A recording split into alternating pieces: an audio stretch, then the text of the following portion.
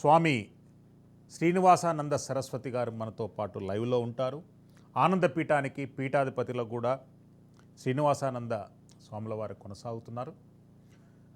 నమస్కారము శ్రీనివాసానంద సరస్వతి గారు. నమస్తే అండి స్వామి. ఎస్ స్వామీజీ, స్వరూపానంద సరస్వతి అంటేనే ఒక కాంట్రవర్సు, స్వరూపానంద సరస్వతి అంటేనే ఒక రాజకీయమైనటువంటి ఆలోచన ఉంటుంది. తాజాగా అతను చేసినటువంటి వ్యాఖ్యలపై మీరు ఎట్లా స్పందిస్తారు? స్వామి, చాలా సంతోషం. ఈరోజు మన రాజ్ న్యూస్ ద్వారా ఒక మంచి చర్చా కార్యక్రమాన్ని, అంటే వాస్తవికత సమాజానికి తెలియాలి అనేటువంటి ఆలోచనతో మీకు చాలా నేను ధన్యవాదాలు తెలియజేస్తూ, ఒక్కసారి మనం చరిత్ర మనం వెనక్కి వెళ్ళగలిగితే, చరిత్రను మనం చూడగలిగితే, గతంలో విశ్వామిత్ర మహర్షి, వశిష్ఠుల వారు, శతానందుల వారు, ఋషిశృంగ మహర్షి, చాలా ఋషులు ఉన్నారండి. వాళ్ళు రాజుల్ని ఆశ్రయించారు. రాజస్థానాల్లో వారి ప్రాబల్యాన్ని, వారి తాలూకా ముద్రని స్పష్టంగా వేసుకున్నారు. అయితే వారు ఎందుకు రాజుల పక్షాన్ని చేరి రాజ్యాలతో, రాజులతో మమేకమై సత్సంబంధాలు పెట్టుకున్నారంటే కేవలం ధర్మరక్షణ. ఋషులుగా, యోగులుగా, మునులుగా ఈ సనాతన హిందూ ధర్మ వైభవాన్ని కాపాడాలి కాబట్టి, దానికోసం వారు రాజుల్ని ధర్మం వైపు నడిపించడానికి, రాజ్యాల్ని ధర్మానితో రక్షించడానికి వారు అటువంటి రాజులతో యజ్ఞాలు, యాగాలు, అనేక ధర్మకార్యాలు చేయించారు. అంటే స్వామీజీలు రాజకీయాలు, మీరు అన్నారు రాజకీయాలు ప్రమేయం ఎందుకు అంటే, రాజకీయాలు ప్రమేయం తప్పులేదు, కానీ ఆ రాజకీయం ధర్మయుక్తంగా ఉండాలి. ఆ ముఖ్యమంత్రి కానీ, ప్రధానమంత్రి కానీ, లేకపోతే అధికారులు కానీ, స్వామీజీలు వారిని ధర్మం వైపు నడిపించాలి, ధర్మకార్యాలు చేయించాలి, ధర్మాన్ని రక్షించేటట్లుగా ప్రతి అడుగు ఉండాలి తప్ప స్వార్థానికో, స్వలాభాన్ని ఆశించో, లేకపోతే వ్యక్తిగత స్వార్థానికో. చూడండి స్వరూపానంద గారు, ఆయన పేరు చెప్పడానికి చాలా బాధ అనిపిస్తుంది, సిగ్గు అనిపిస్తుంది కూడా హిందూ సమాజానికి.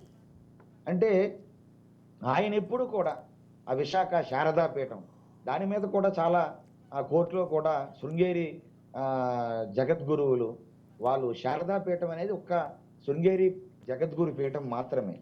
అటువంటి శృంగేరి ఆ పీఠాన్ని ఈయనేందో శారదాపీఠం అని ఎవరిచ్చారు ఈయనకి?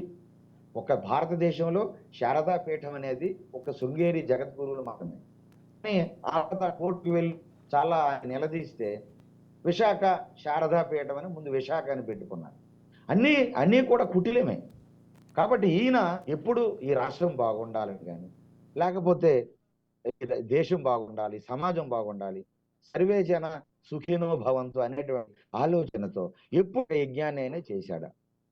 ఎప్పుడు ముఖ్యమంత్రి ఈయన గెలవాలి, లేకపోతే ఈయనేదో అయిపోవాలి, ఈయనకి మంత్రి పదవులు రావాలి, ఈయనకి ఏదో అయిపోవాలి, ఒక పార్టీయే 30 సంవత్సరాలు అధికారంలో ఉండాలి, ఒక వ్యక్తే మొత్తం ముఖ్యమంత్రిగా కొనసాగాలి అంటే, ఏ స్వామీజీలు, ఏ ఋషులు కూడా ఒక యజ్ఞాన్ని కానీ, ఒక యాగాన్ని చేసినా వారు బాగుండాలని కోరుతూ లోక కళ్యాణాన్ని కోరుతారు.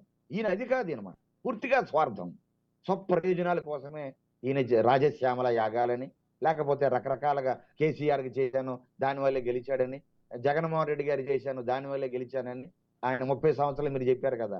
మళ్ళీ మొన్న ఆయన ఆ శారదాపీఠం, విశాఖ శారదాపీఠం అని చెప్పకూడదు, అది విశాఖ, ఆయన ఆశ్రమంలో జగన్మోహన్ రెడ్డి గారు వచ్చి పాల్గొన్నారు వార్షికోత్సవంలో. మీరు చెప్పినట్టుగా ఈయన మళ్ళీ ముఖ్యమంత్రి కొనసాగుతారన్నారు. ఏది మీరు చేసిన యాగం? కేసీఆర్కి చేశారు, ఆయన చిత్తుగా ఓడిపోయారు. మరి ఈయనకి చేశారు, ఇక్కడ కూడా డిపాజిట్ లేకుండా పోయింది. మరి మీ యాగాలకి ఏది? మీరు చెప్పేటటువంటి మళ్ళీ అధికారంలోకి వైసీపీ వస్తుంది, 30 సంవత్సరాలు ముఖ్యమంత్రిగా కొనసాగుతారని ముద్దులు పెట్టినట్టు మీ జగన్మోహన్ రెడ్డి ఎక్కడ కొనసాగారు? అంటే స్వామి, ఈయన ఒక మోసకారి. కాషాయ బట్టలు వేసుకున్నటువంటి, మీరు ఇచ్చిన రాయంలో వారిని కాషాయం వేసుకొని రాముగా వస్తే సీతమ్మ వారు ఆ లక్ష్మణ రేఖ దాటదు. కాబట్టి ఆ అమ్మ దాటాలి అంటే లక్ష్మణ రేఖ రావణుడు దాటలేకపోతున్నాడు. కాబట్టి ఆమె బయటికి రావాలి. ఆమె బయటికి రావాలంటే నేను రావణ్ణి అంటే ఆ అమ్మ బయటికి రాదు, సీతామహాతల్లి. కాబట్టి కాషాయ బట్టలు కాషాయంబరదారుగా ఒక సాధు పొంగవుడుగా వెళ్ళి ఆ సీతమ్మని వారికి మాయ మాటలు చెప్పి మరి బయటికి తీసుకొని వచ్చేటట్టుగా చేసి బలాత్కరించి అపహరించాడు. రామాయణం చెప్తుంది. మరి ఈయన చేస్తుంది అదే కదా, కాషాయ ముసుగు. ఈయన పూర్తిగా మీరు చెప్పేటట్లుగా సెటిల్మెంట్స్ కానివ్వండి, Yes. పైరవీలు చేయడం కానివ్వండి, ఎక్కడ భూములు ఉంటే ఆ భూములు కొట్టేయడం కానివ్వండి, ఆశ్రమం పేరు చెప్పి మీరు అన్నారే యజ్ఞాలు యాగశాలలు మేము హోమాలు చేస్తామని, మరి భీమిల్లో 15 ఎకరాల భూమి ఆశ్రమంగా అని చెప్పారు. తర్వాత దాన్ని కమర్షియల్గా మార్చుకొని మేము అవకాశం ఇవ్వండి, మేమేదో వినియోగించుకుంటామా అంటే జగన్ రెడ్డి ఆగమేఘాల మీద ఇచ్చేయడం. ఇదేదో సొమ్ము గారు జాగీర్లాగా ధారాతత్వం చేశాడు. ఏమిటండి ఇవి? కాబట్టి ఒక కాషాయ బట్టలు వేసుకున్నామంటే దానికి ఒక సనాతన ఋషి సాంప్రదాయాన్ని పాటించాలి.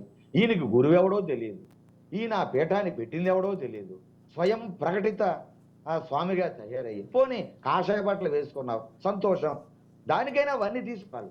కనీసం అపకీర్తి లేకుండా, అపచారం లేకుండా, సమాజం చేత్కరించకుండా, సమాజం తిట్టుకోకుండా ఈ కాషాయ బట్టలు వేసుకున్నటువంటి ఇటువంటి వ్యక్తుల వల్ల మొత్తం సమాజానికి, స్వామీజీలు వ్యవస్థకే మొత్తం చీడ పురుగులా దాపరించాడని